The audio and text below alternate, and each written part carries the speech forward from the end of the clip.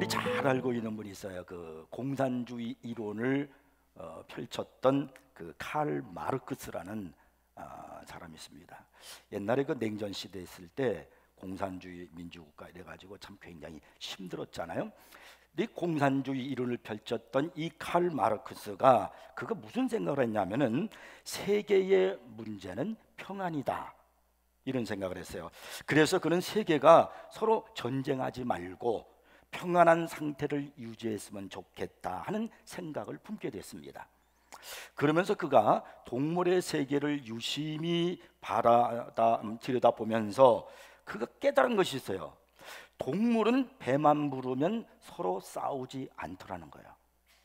물론 으르렁대면서 싸우는 그런 동물의 세계를 많이 보지만 배부른 동물들은 서로 싸우지를 않습니다. 사나운 사자도 배가 채워지기만 하면은 그 코앞에서 뛰놀아도, 토끼가 뛰놀고 사슴이 뛰어놀아도 해치는 법이 없습니다. 마르크스가 여기에서 그가 생각을 했어요. 우리 인간 사회가 평안할 수 있는 방법을 찾았다. 모두가 다 배부르고 모두가 다 평등하게 분배되기만 한다면은 세상에는 평안이 올 수 있겠구나. 그가 이렇게 생각을 했어요. 참 멋진 생각이고 그럴듯한 생각이잖아요. 근데 이 마르크스가 너무나도 큰 착각을 했어요. 큰 실수를 범한 거예요. 근데 공산주의가 처음에는 좋은 줄 알았더니 나중에 무너지고 만 거예요. 그것은 동물과 인간 관계의 차이를 몰랐기 때문에 그래요. 여러분, 동물은 자기 배만 채우면 더 이상 욕심 부리지 않습니다. 그러나 사람은 아니에요. 사람의 욕망은 끝이 없습니다. 아무리 많은 것을 가져도 또 가지려고 그러고요. 평생 먹을 것을 잘 준비해놨다 할지라도 자식 때까지 더 먹을 것을 준비하려고 하는 것이 인간이에요. 왜 동물은 배부르면 만족하고 평안을 유지할 수 있는데 인간은 배가 불러도 더 먹으려 하고 더 가지려고 그러고, 그리고 왜 만족을 모를까요? 인간은 배가 불러도 많이 가졌다 할지라도 계속해서 부족함을 느끼기 때문에 그러는 거예요. 인간은 이 세상의 어느 것으로 채운다 할지라도, 세상에 아무리 좋은 것을 내가 움켜쥐고 있다 할지라도 만족이 없어요. 이게 인간이에요. 오늘 본문 19절을 보니까 성경이 이렇게 말씀해요. 피조물이 고대하는 바는, 피조물은 모든 세상에 하나님이 창조하신 것들이잖아요. 고대하는 바는 하나님의 아들들이 나타나는 것이라고 말해요. 그리고 이 피조물은, 자연은 주님이 재림하실 때 회복된 모습으로 하나님의 자녀들이 나타나는 것을 기다린다는 겁니다. 그 이유가 뭘까요? 그날의 피조물도 가장 영광스럽게 회복될 것이기 때문에 그랬습니다. 그러면서 22절 23절을 보니까 이렇게 말씀을 해요. 피조물이 다 이제까지 함께 탄식을 한대. 함께 고통을 겪고 있는 것을 우리가 아느니라. 그뿐 아니라 또한 우리 곧 성령의 처음 익은 열매를 받은 우리까지도, 하나님의 자녀 예수 믿는 사람까지도 속으로 탄식하여 양자될 것, 곧 우리 몸의 속량을 기다리느니라. 이 말이 무슨 말이냐면 사람의 영혼은 구속을 갈급하게 기다리고 있다는 거예요. 사람의 영혼은 진정한 구원함을 받고 내 안에 하나님이 충만해지기를 갈급한다는 거예요. 그러면은 이 세상이 안전해져요. 왜 그렇게 사람은 영혼의 구속을 목말라 할까요? 저는 목회자이기 때문에 다양한 사람들을 만나봐요.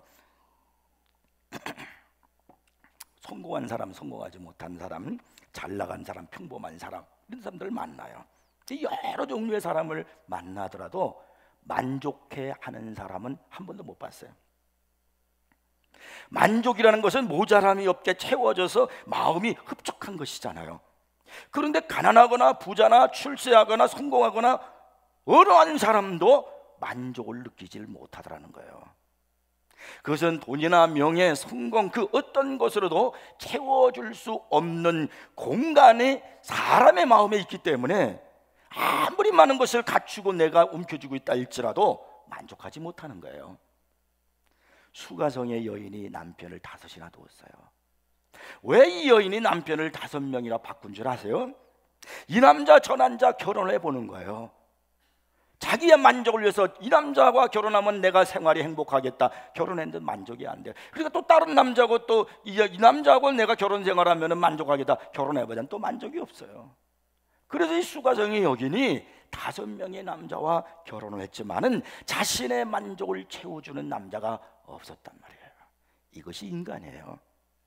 사람에게는 지금 내가 가진 것, 지금 내가 하는 것보다 더 크고 더 높고 더 아름다운 것을 향한 아쉬움이 항상 마음속에 남아있어요. 그래서 항상 우리들의 마음속에는 아쉬움이 우리의 인생길을 깔고 있는 거야. 가장 지금 내가 행복한 순간에 살고 있는데도 이것이 전부일까? 더 행복한 길은 없을까? 이렇게 생각하는 것이 우리 마음속에 있단 말이에요. 왜 그럴까요? 왜 우리 인간은 아쉬움의 연속일까요? 그것은 영혼을 사모하는 마음을 세상 것으로 채우려고 하기 때문입니다. 자, 전도서 3장 11절을 보면은 그 사실을 알 수 있습니다. 하나님이 모든 것을 지으시되 때를 따라 아름답게 하셨고 또 사람들에게는 영원을 사모하는 마음을 주셨느니라. 그러나 하나님이 하시는 일의 시종을 사람으로 측량할 수 없게 하셨도다. 사람에게는요, 하나님이 어떻게 창조하셨냐면요, 영원을 사모하는 마음을 갖도록 하나님이 인간을 창조하셨다는 거예요. 그렇기 때문에 우리 인간은 세상에 아무리 좋은 것, 아무리 아름다운 것 내가 다 갖추고 아무리 많이 가져도요 만족할 수가 없는 겁니다. 영혼을 사모하는 마음을 갖도록 하나님이 인간을 만드셨기 때문에 하나님만이 우리 인생을 만족하게 해주는 거예요. 왜 인간에게는 영혼을 사모하는 욕구가 있는가? 욕구가 있다는 것은 무엇을 의미하는가 하는 것에 대해서 그 유명한 C.S. 루이스가요 이렇게 설명을 했어요. 잘 들어보세요. 욕구가 있다는 것은 욕구를 채워줄 실체가 있다는 말이다. 예를 들어서 인간은 먹지 않으면 배가 고프다. 그런데 식욕이 있으면 그 식욕을 채워줄 수 있는 음식이 존재한다는 것이 아니겠는가? 인간은 갈증을 느낀다.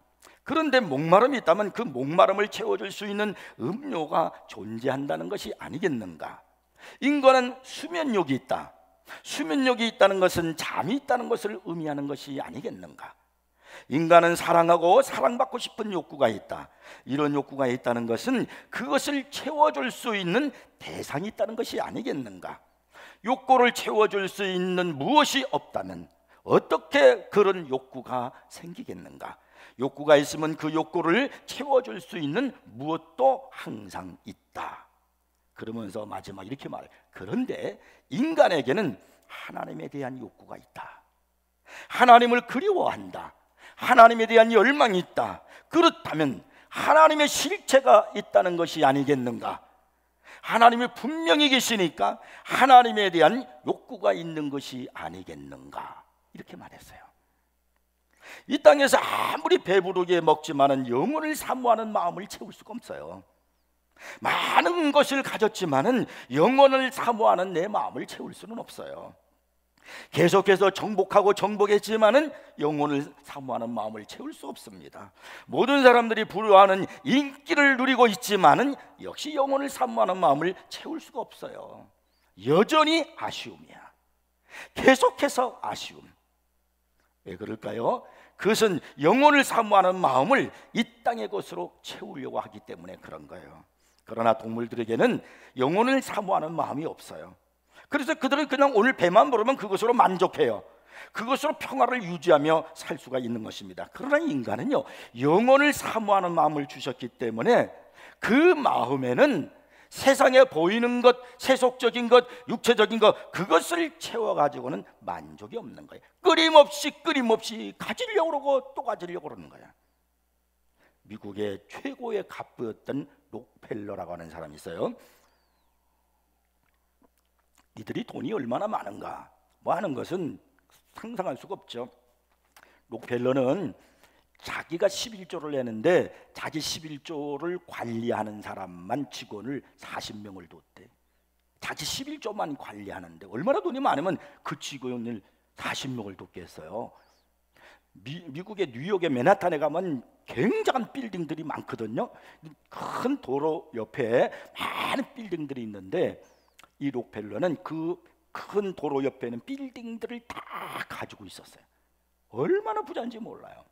근데 어떤 기자가 와서 록펠러에게 물어봤습니다. 회장님, 이렇게 굉장히 많은 부유함을, 많은 돈을 가지고 계시는데 언제까지 이렇게 또 이런 것을 원하십니까? 그랬어요. 그랬더니 록펠러가 이렇게 말했어요. 조금만 더. 만족이 없는 거예요. 우리는 하나님께서 나 요것만 해주세요 그러면 괜찮을 것 같죠? 아니에요. 만족이 없어요. 여러분이 잘 아시는 얘기 있잖아요. 어떤 분이 자기가 이제 결혼 생활하면서 생활을 하는데 그 마음속에 그 아픔이 있어요. 그게 바로 뭐냐면 셋집에서 사는데 이 화장실이 제일 문제예요. 화장실이 멀리 이렇게 떨어져 있어요. 그리고 여러 세대들이 같이 어울려 살다 보니까 화장실에 이제 떨어져서 가야 되니까 그게 불편해요. 그리고 뿐만 아니라 비가 오거나 눈이 오거나 그러면요 불편해. 그래서 비가 막 쏟아지면은 자녀들이 화장실에 가면은 엄마는 밖에서 우산 들고 기다리고 있어야 되고 너무너무 불편한 거예요. 그러다가 어느 날 동창회가 있어서 함께 이제 그 엄마가 동창회를 참석했는데 그 동창회를 만나는 장소, 그 자기 동창회 집을 갔다가 깜짝 놀랐어요. 집 안에 화장실이 있는 거예요. 아파트였어요. 이야, 얼마나 좋을까? 이 집은 비가 와도 걱정이 없고 눈이 와도 걱정이 없고 바람이 와도 걱정이 없고 그냥 여기서 화장실로 딱 들어갔다 나오니 얼마나 좋을까? 그래서 이 여인이 그날부터 하나님 앞에 특별 작정 기도를 했어요. 하나님, 우리에게도 화장실이 딸린 집을 주시옵소서. 하나님, 화장실 딸린 집을 주세요. 너무나 불편합니다. 그러면서 열심히 기도하고 열심히 일을 했어요. 하나님이 축복을 주셔서 정말 이 여인이 화장실 하나 딸린 아파트를 사게 됐어요. 그러던 어느 날 친구가 오랜만에 자기한테 전화가 와서 자기 집에 놀러 오래요. 그래서 이 여인이 그 집에 놀러 갔어요. 놀러 갔다 또 한 번 놀랐어요. 왜냐하니까 화장실이 2개예요. 지금 자기 집에 화장실이 있어서 좋기는 한데 아침마다 전쟁이야. 내가 먼저 들어갈래? 내가 먼저 들어갈래? 아침마다 전쟁이에요. 그래서 늘 생각하기를 화장실이 더 있었으면 좋겠다는 생각인데 가보니까 그 집이 화장실이 2개예요. 그래서 이 사람이 또 기도했어요. 하나님, 우리 집에 화장실 2개 있는 집을 주시옵소서. 그리고 그 하나님 앞에 열심히 기도하면서 또 열심히 돈을 벌었어요. 그래가지고 드디어 화장실 2개 딸린 아파트를 마련했어요. 얼마나 행복하겠어요? 얼마나 좋겠어요? 그런데 그러면서 자기의 인생을 돌아보니까 이미 나이가 황혼기야. 내 인생이 뭐였는가 지금까지. 결국 화장실 2개 마련하려고 살아왔구나. 허무한 거예요. 여러분, 하나님께서는 우리에게 영혼을 사모하는 마음을 주셨는데 세상 것을 가지고 자꾸 채우려고 하니까 만족이 없는 거예요. 인생 그렇게 하다가 가는 거예요. 분명히 깨달으셔야 됩니다. 육체의 욕심은 끝이 없어요. 아무리 많이 가져도 부족함이 있고요, 아무리 많은 것을 누리고 살아도요 부족함을 느끼는 거예요. 영혼을 사모하는 그 마음에 세상 것을 채우려고 하니 안 되는 겁니다. 그래서 예수님이 사마리아 여인에게 이렇게 말씀하신 거예요. 이 물을 마시는 자마다 다시 목마르려니와 내가 주는 물을 마시는 자는 영원히 목마르지 아니하리니. 이 땅에서 보이는 것을 통해서 영혼을 사모하는 마음에 만족을 줄 수가 없습니다. 계속해서 목말라는 거예요. 욕심에 따라 살면요 결국은 헛된 영광을 구하는 일이 되고 말아요. 다 허무하게 됩니다. 아무리 막강한 권력을 손에 쥐고 있다 할지라도 육체의 욕심을 따라 산 결과는 헛된 영광이에요. 그렇게 인기를 누리며 독차지했지만은 육체의 욕심을 따라 산 결과는 역시 헛된 영광이요. 여러분, 솔로몬 보세요. 솔로몬처럼 부귀영화를 누린 사람 없어요.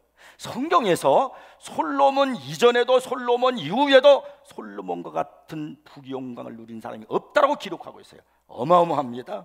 그 사람은요 모든 사람이 누려보고 싶어하는 쾌락을 다 누려봤어요. 솔로몬 스스로가 설명을 했듯이 지혜와 웃음과 술과 위대한 업적과 보배와 성적 쾌락과 부인이 1000명이에요. 명성, 모든 즐거움을 다 누려본 거예요. 그렇다면 이 솔로몬 왕은 만족했을까요? 얼마나 그가 많은 부를 가지고 있었는지, 그가 앉는 보좌 있잖아요, 그 왕이 앉는 보좌가 금과 상아를 만들었어요. 그리고 왕을 보위하는 무사들 있지 않습니까? 호위대들.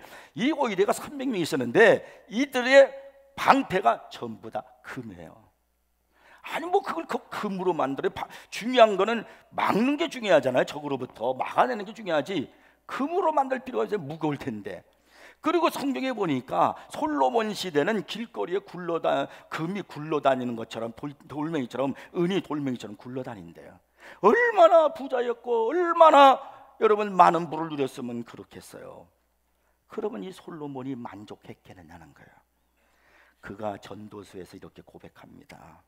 무엇이든지 내 눈이 원하는 것을 내가 금하지 아니했다. 내가 보고서 저 마음에 들어, 그러면 다 했다는 거예요. 무엇이든지 내 마음이 즐거워하는 것을 내가 막지 않았다. 저건 내가 하고 싶어, 다 해보는 거예요. 이는 나의 모든 수고를 내 마음이 기뻐하였습니다. 이것이 나의 모든 수고로 말미암아 얻은 몫이로다.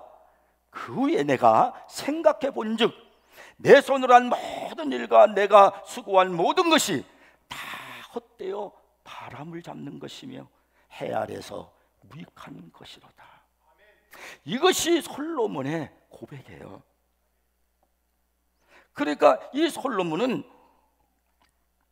결과가 뭐냐면 헛되다는 거예요. 내가 바람을 잡는 것과 같았다는 거예요. 갈라디아서 5장 16절을 보면은 내가 이르노니 너희는 성령을 따라 행하라. 그리하면 육체의 욕심을 이루지 아니라고 말씀합니다. 영혼을 사모하는 이 마음을 육체의 욕심으로 채우려고 하면 끝없이 목말라요.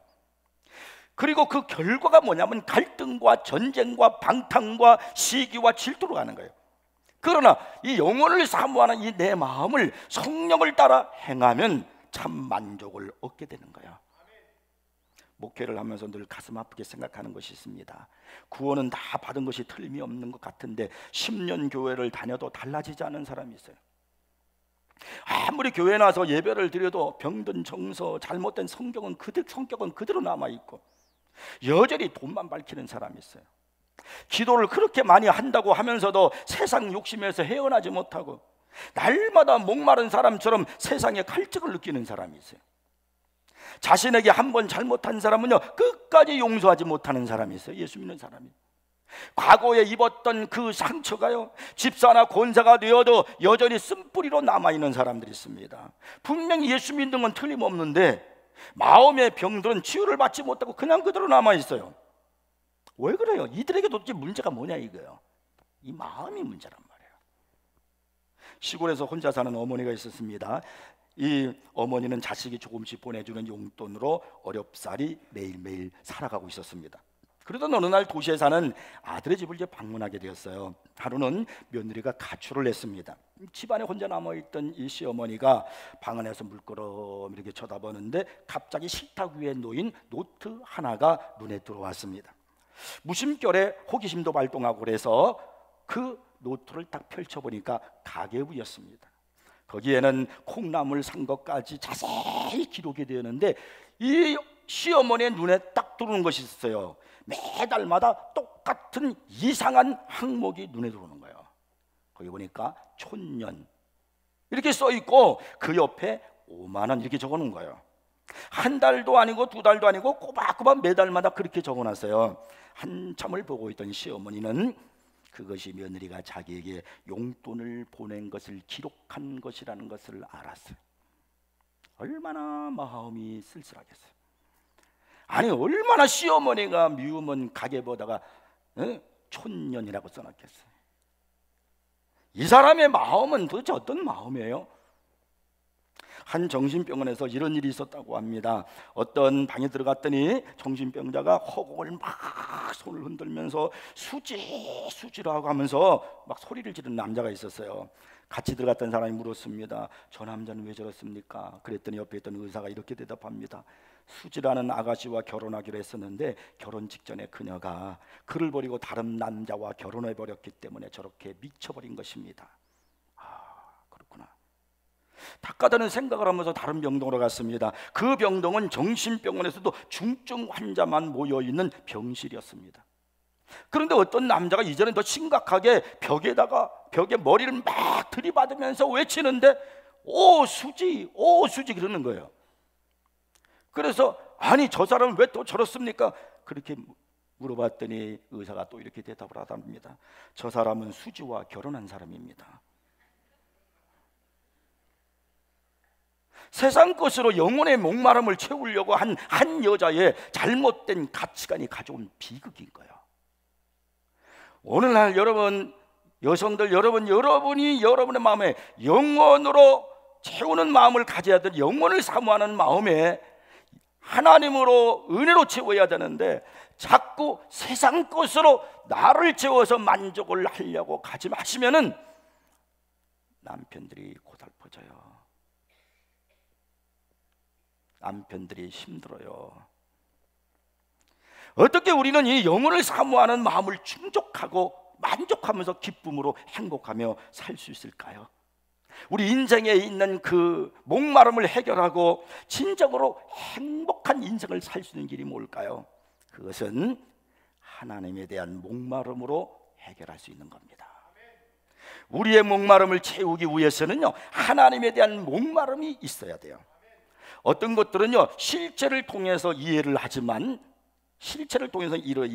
어떤 것들은 그 존재가 너무나도 당연하기 때문에 오히려 상실을 통해서 인식하게 됩니다. 예를 들어서 뭐 건강이라든지 공기, 빛, 생명 이런 것들은요 그런 것들이 있을 때 잘 느껴지질 못해요. 젊고 건강할 때 건강의 가치를 아는 사람은 별로 없습니다. 대개가 건강을 잃고 난 다음에 건강의 중요성을 깨닫는 거예요. 공기가 산소 이거 얼마나 중요합니까 사실요. 근데 산소 공기가 좋다고 중요하다고 감격해 하면서 매일 사는 사람이 어디 있어요? 오늘도 여러분이 주님 공기 주셔서 감사합니다. 아이고 오늘 또 나에게 산소 주셔서 감사합니다. 그러면서 살아가요? 아무도 인식 안 하고 살아요. 그러나 어떤 내가 질식 상태에 놓여 있을 때, 공기가 없거나 부족하여 내가 숨을 쉴 수가 없을 때, 그때 공기의 중요성과 가치를 깨닫는 거예요. 어둠 속에 있어봐야 빛의 중요성과 가치를 아는 거예요. 깜깜한 밤에 산속에서 헤매다가 성냥개비 하나나 라이터로 켠 작은 불빛이 나에게 얼마나 귀한지 모르는 거예요. 밝을 때는 빛의 가치를 모르다가 어둠을 통해서 알게 되는 거예요. 생명도 똑같습니다. 생명을 상실하는 상태, 즉 내가 죽음에 직면했을 때 비로소 이 생명, 하나님이 주신 내 생명이 얼마나 귀한가 하는 것을 깨닫는 거예요. 상실을 통해서 깨닫는 거예요. 너무나 중요한 것들은요. 마찬가지로 하나님의 존재도 우리가 평소에는 잘 느끼질 못해. 하나님의 은혜를 평소에는 잘 느끼질 못해. 날마다 우리는 하나님의 은혜 속에 살아가는 겁니다. 하나님이 나를 지키고 보살피시기 때문에 내가 살아가는 거예요. 그러던 어느 날 하나님께서 내 곁을 떠났다라고 느껴질 때가 있어요. 하나님께서 나를 외면하셨다라고 느껴질 때가 있어요. 내 영혼이 너무나 답답한 거예요. 내 마음이 너무나 무거운 거예요. 두려움 속에 있는 거예요. 그래서 하나님의 존재와 그분과의 가까워지고 그리고 관계의 필요성을 절실히 깨닫게 되는 거예요. 그러한 사실을 가장 절실히 깨닫고 기도한 사람이 다윗입니다. 시편 51편은 다윗이 밧세바와 범죄한 후에 기록한 회개의 기도입니다. 이 기도는 하나님의 목마름에 대한 간절한 기도예요. 그는 그 기도 가운데 이런 기도를 합니다. 나를 주 앞에서 쫓아내지 마세요. 지금 자기의 마음이 하나님께서 나를 주님 앞에서 쫓아낸 그런 기분이에요. 하나님의 부재로 인한 그런 느낌, 그 고통을 겪고 있는 거예요. 그래서 나를 주 앞에서 쫓아내지 마세요. 또 계속해서 그는 이렇게 기도합니다. 주의 성령을 내게서 거두지 마소서. 여기서 성령님과 함께 온 사람이 성령님이 사라졌을 때 느끼는 그 고통, 다윗은 처절하게 느낀 거예요. 그래서 성령님이 내게서 떠난 그런 마음, 주님이 내게서 떠난 것 같은 그 마음의 고통을 그가 이 시편 51편에서 표현하기를 뭐라냐면 내 뼈를 꺾는 것 같습니다 그랬어요.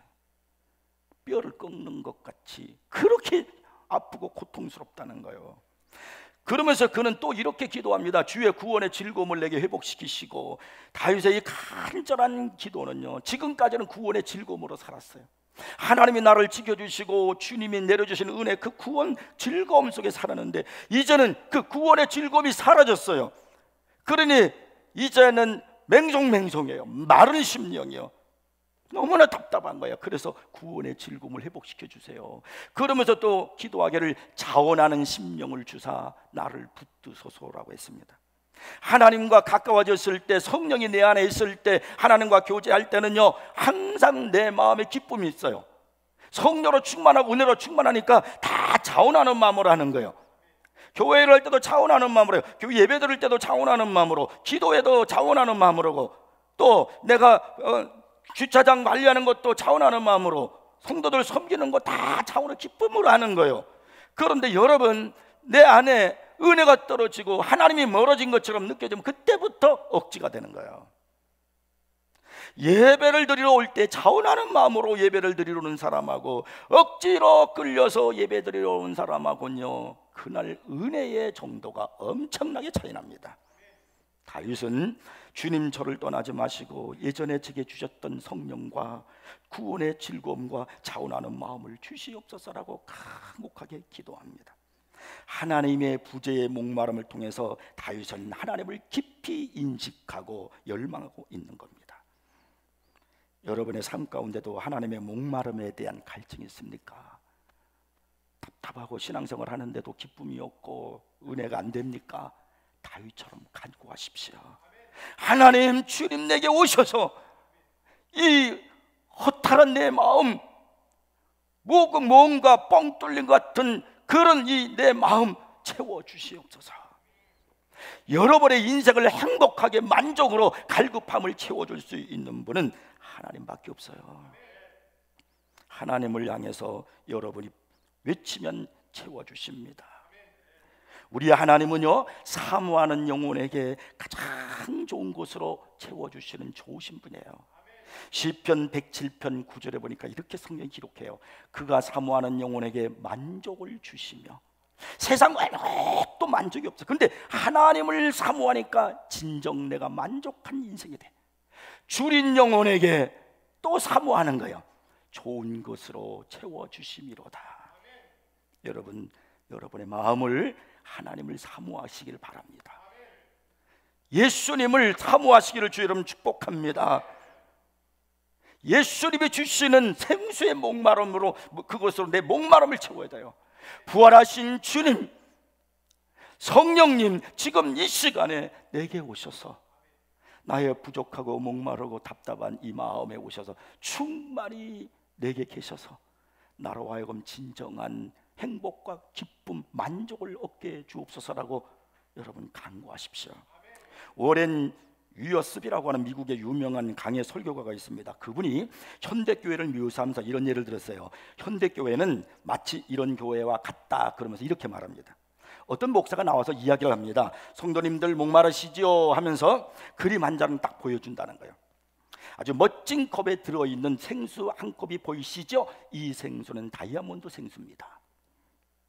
이것을 마시면 여러분 얼마나 시원한 줄 아십니까? 그러고 난 다음에 또 한 장의 그림을 보여줍니다. 이것은 프랑스산 에비앙 생수입니다. 이걸 마시면 오장육부가 시원해집니다. 또 한 장의 그림을 보여주면서 이것은 샘물입니다. 일급수에서 퍼온 샘물입니다.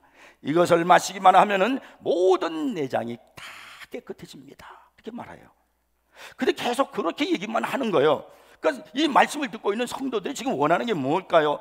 성도들이 그거 한 잔 마셔봅시다 이렇게 말하면 오늘 설교 끝, 그리고 끝난다는 거예요. 무엇을 얘기하는가? 계속해서 그림만 보여주고 실체는 보여주지 않고 겉도는 말만 하는 교회가 되었다. 이것이 현대교회의 모습이다. 좋은 얘기만 많이 해주는 거예요. 그래서 좋은 소리를 많이 듣고 가요. 설교만 듣고 가서 좋은 소리만 듣고 가서는 안 된다는 겁니다. 여러분, 그 말씀 속에서 예수님을 만나야 돼요. 여러분, 오늘 주님께서 마련하신 생수를 내가 마셔야 되는 겁니다.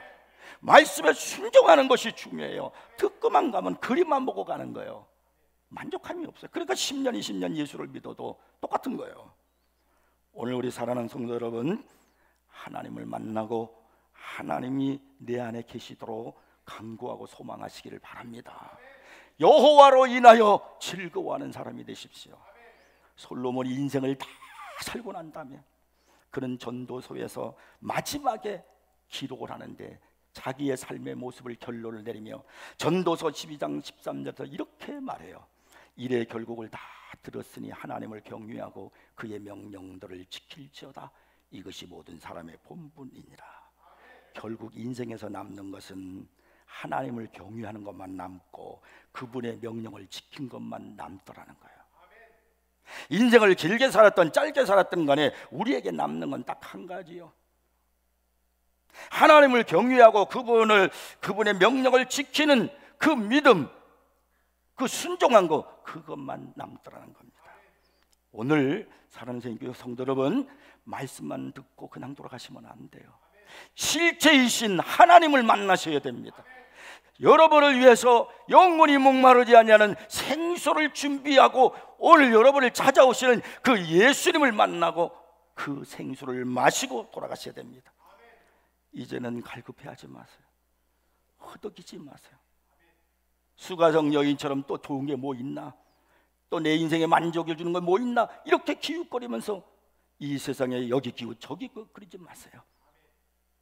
여호와로 말미암아 내가 충만해지면, 하나님은 내 영혼이 충만해지면 하나님은 나의 삶과 육신의 모든 것들을 예비하셔서 우리에게 채워줄 줄 믿으시기 바랍니다.